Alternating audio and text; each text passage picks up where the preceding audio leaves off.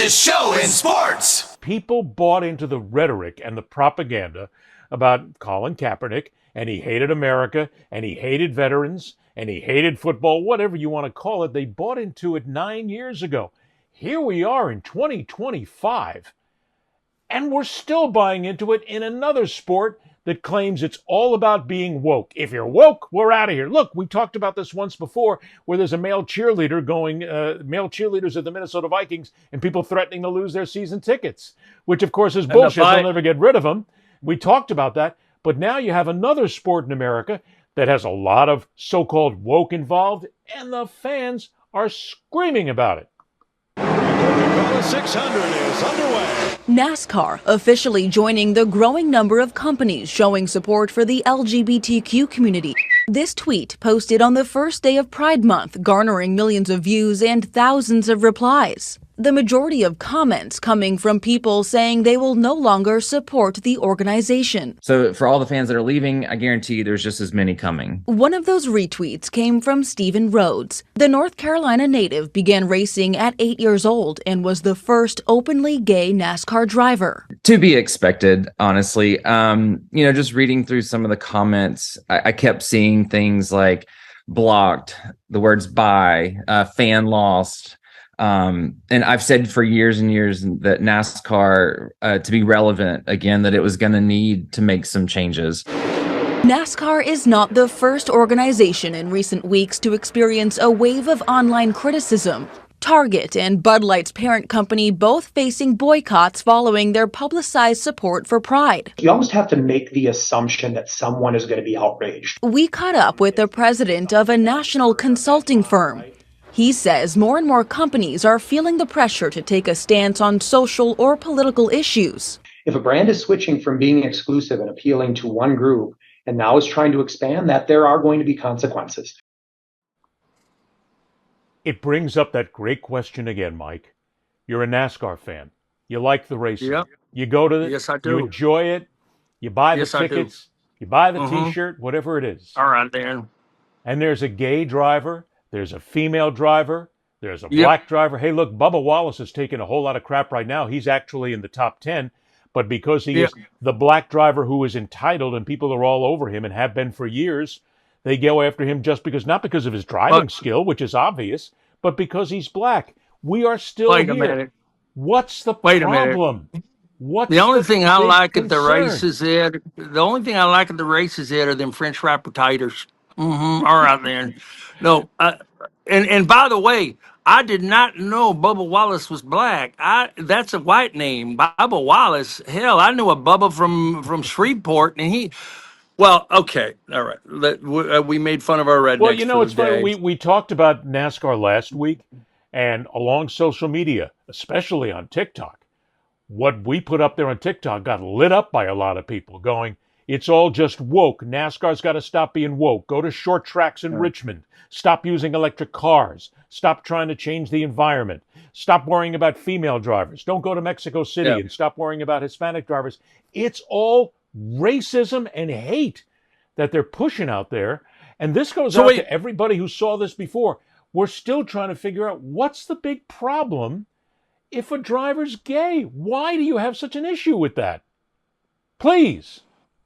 Well, because he'll be trailing some homosexuals in the on the track, and he'll get right behind him and come. No, okay, I'm sorry, that's offensive. No, Here's but the deal, Ed. it's offensive nothing. No, It you're actually right. is There's the truth. people like there's people like this, and this is our country. I saw somebody on some show say Black America doesn't like Pete Buttigieg because he doesn't move us. Well, you know what that's about. A lot of the black churches believe in the old biblical verse from Leviticus: "Man should not lay with man." It's stupid. It's Old Testament bullshit, and it needs to stop because, look, I don't know if I said this last week or the week before, but the whole notion of the whole notion of being gay is something that would bother me if my child came up to me. I don't know, but I get it. and not because I wouldn't support those rights even harder, but the motion that he would be discriminated against, he would be bullied. And anybody that tells me that that people choose that lifestyle, well, I don't know who would choose to be separated possibly from their family forever if they tell them that they're gay, because that's what you risk with a lot of families. I don't know anybody that would tell that to their boss who might immediately discriminate them based on their own beliefs. So I don't look. I think it's ridiculous. What I am really blown away by is in this environment, which I would call, this is almost a woke lash. There's so much that's been going on that's they're putting Confederate monuments back, Ed. Can you believe it? Anybody that tells me, any musclehead, right wing knucklehead that says, you are just a wussy for giving your kids a participation trophy. Is there any bigger and older and more useless participation trophy than a Confederate monument? You lost. It's lost. over. You lost. You finished second. And there were only two teams. So not shut only up. did you lose, but you're traitors. Because most you're of the people who were the traitors, and you generals for the lost. Confederacy went to West Right. Point. They went to military training in the United States. They were part of the United States. They turned against the U.S. Yeah. They are traitors. You want to build a statue to traitors? Confederate flags and statues are the biggest participation trophies in America, and they're sick and they're old and they need to be thrown away. But that said, go back to NASCAR. I'm surprised in this day and age that NASCAR is all in on this. I love it. I love it like I love the Vikings sticking with their male cheerleaders. And I'm still pissed that during that all-female boxing card in New York recently, with Katie Taylor, I think, and the other woman was just a tremendous fight. They should have had ring boys. They have ring girls at all the men's fights. Why not ring boys at the Chippendale dancers need more income? The only reason that anybody would get onto social media or any other form of media and look at these stories and say, boycott NASCAR, boycott NASCAR. The only reason you say that is because you don't like gay people. You're threatened by them. You're threatened by homosexuality or bisexualism, whatever it is. But you're threatened by it because it is not the macho man bullshit that you're used to, with the guy with the big muscles and the shirt and the hat, and everybody saying, "Come on, let's go swig a beer and we'll have 27 Marlboros while we do this." You have what I say to anybody? People, come to grips with it. There's something wrong with you. It's not the sport. It's you. Don't keep buying into the nonsense that people are out there saying it's not right for a gay man or a lesbian female to be in NASCAR, or it's not right for a black man to be in NASCAR or any sport. Stop buying into it. You're smarter than that. We think you are. Guess what? There are a lot of muscular guys who are gym bros who happen to be gay. There's guys who play rugby competitively. Do you know the guy who helped bring down Flight 97 on 9/11? The guy who led the revolt against the terrorist pilots? Todd Beamer. Gay rugby player. Mark, I was a Gardner. I want to say his last name. Was it Todd Beamer? Yes. Todd Beamer, I think, was the one. Who was one of them? There were several people who got but this the guy, he said, let's roll. He was the guy. He happened to be gay. He saved hundreds and thousands of lives. He might have saved the U.S. Capitol from being hit. So shut up. The whole thing about, it's one of those things where I don't know why we still get into there every time. And even my friend Chris Broussard is very religious, and I respect everybody's religion unless you use it to camouflage your bigotry. And when Jason Collins came, in most cases, right, and when Jason Collins came out as the first sort of NBA player that actually was playing basketball still and come out as gay, the former forward for the New Jersey Nets, I think he played for a couple other teams. I thought it was a great moment because you're really risking your livelihood more than even Colin Kaepernick at that point. But there were people came out and said that this is wrong, and and the big thing from the religious right, the evangelical Christian, was hate the sin, love the sinner. We'll love this person. Like, you know what I said, Ed, to this, and I even said it to Chris Broussard. I said, hate the bigotry, love the bigot. Hate the anybody out there that is against the Pride Month at NASCAR. I or don't any sport, hate you. or any I sport. don't hate you. I don't hate you because you're a bigot. I hate the bigotry. It's a No, sickness and it's got to stop. The anti-gay homophobia's got to stop. You know, and I don't say this because I have a trans nephew that I'm very proud of, and it was very hard for me to accept at first, not because of my religious beliefs, just because I grew up with a niece and now he's a nephew. And I never, you know, when he came out at 18, I didn't know what to do with that, even as liberal as I am. But the bottom line is, it's like, oh my God, like it's like the doctor who says, like the person who comes running in and says, doctor, do you treat homosexuals? And the doctor looks at the guy and says, I treat people. What's your problem? see, and Mike, you made a good point. The people who are against this, who talk about it, who put it on social media, we don't hate you. That isn't the point of this. We're trying to understand, and we're not only doing that, but we're trying to tell you that there is a better way to do this. This is not important. In the grand scheme of things that happen in life, we're all just people trying to get through it before we all croak and pass off. Yeah. We're trying to have a little fun when we do this.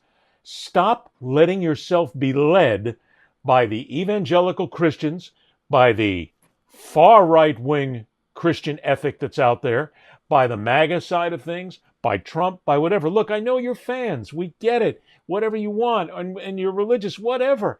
But stop. It's not necessary. There's nothing wrong with a black man, a black female, anybody taking part in any sport whatsoever.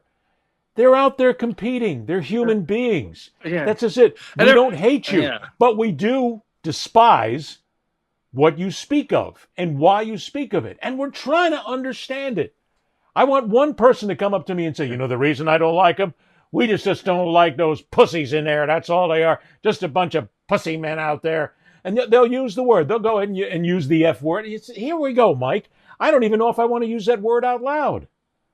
You know, because in and of itself, it's just such a disgusting phraseology. And people would say that he used it, so he must stand behind it. There's no reason to use this. It's sports. Enjoy it. No, it's like we talk about progress made in society. We talk about tradition. Like, well, there was nobody that came out and proclaimed their because they were afraid to death to, No fooling. you know, I'll never forget the obituary that where a guy had written his own obituary and he came out in his obituary and he basically said he's really sorry to a lot of people in his life that he had to pretend to be this person, but that's the time. Those were the times, and this is who he was. And this was like a World War II hero. So I read that, and I almost cried because it's like, can you imagine it not being allowed to be who you are? Not Can you being able imagine to be yourself. if you came up to me and whispered in my ear and go, I got to tell you something. I go, what's up, Ed? I'm straight. I just wanted to tell you. Like I'd be like, Ed, I know you. I've known you love Shannon for a while. I'm okay with it. It doesn't change how I feel about you. That's how it feels to be gay. Like, think about that. And so I don't have any. I But just here's think we the other need to thing, move Mike, in all past this. this. And What? I'll just direct this at the NASCAR fans for a minute. But I could say this for any sport whatsoever. If you really think that in that infield, between those drivers, those crew chiefs, the spotters, the mechanics, the tire changers, and every guy there, if you really think there's one gay guy in all that, you got to stop drinking or start drinking heavier because it's just not true. Numerically, Well, and if you really think there's no gays, there's no homosexuals whatsoever in professional football, or baseball, or basketball, or even hockey. If you think there's one or two, hey, get some help. Get a saliva test real quick. Yeah. There's a lot more Yeah. out there, but they don't say anything guess- because they're afraid of people like you who make their life Yeah. difficult. And guess what? Bigot person who we love. Like, once again, Ed and I hate the bigotry. We love the bigot. You're going to hell before them. I hate to tell you. And I'll finish with this part, Ed. Charles Barkley, who, I can't get a hold of him like I used to, but he's just got so much going on. But, when he's the guy who I like, but not Barkley, just the player, the character. I've known him for a long time, covering the NBA all those years for the New York Times and the Washington Post. Someone came up behind me at a finals one year and got me in a headlock, and I was like, "Oh God, what knucklehead is this?" And of course, it's Barkley. And I had like two. I was trying to do the Jeff Bezos at 40 haircut, where I was keeping as much as I could. And he goes, "What's wrong with you? What's wrong with you?" And I go, "What do you mean?" He goes, "Brother, you got to take it back to God." And I'm like, "What do you mean take it back to God?" And he goes, "When you were a baby, you came out, you were bald. Take it back to God." I swear to God, I started shaving my head after that. And I was happy with it. Barkley told me in an interview less than 8 years ago, I asked him because LeBron took a lot of heat because he said he couldn't play with a player it was after Jason Collins came out after. He said he couldn't play with a player that was gay because he couldn't trust him, that they wouldn't tell him. Of course, he's now flipped on that. He realizes that, that sound had its own bigotry and ignorance behind it. But at the time, I asked Barkley about it, and he goes, "Man, I played with at least 6 gay guys." And I'm like, "Really?" He goes, "Yeah." And he goes, "I knew they were gay. They weren't checking me out in the shower. They had their own relationships on the side. They weren't taking that in the locker room. It'd be like somebody in an office, touching a girl and saying, 'You got to go out with me.' Like, no, they were, I played with at least 6 guys who were gay." And I'm like, "Well," and he goes, "And I'm not going to out them because that's up to them." And I go, "Okay, I respect that." And he goes, "But," I go, "What do you think about it?" And he goes, "I think it's wrong. I think it's wrong that anybody knocks this stuff. Everybody's got gay." And at some point he said, I would rather play with a gay guy who can play than a straight guy who sucks." I love that line. That's It's the Charles. greatest line ever. That's Charles, no doubt. Once All right. again, I would rather have a NASCAR racer who could drive than a gay racer who could drive, a racer who happened to be gay that could drive his ass off, than a guy who kept hitting people from behind and ruining the race and killing people. And by the way, for all those who are still against Bubba Wallace, and the reason you're against Bubba Wallace is because he's black, he's top 10. He's heading for the playoffs this year. He's only got one win this season, but he's a hell of a driver, and he's doing real well. Enjoy the skill and the sport and the athleticism of the individual, and stop worrying about all the other bullshit. It's just not worth it. That's all, folks.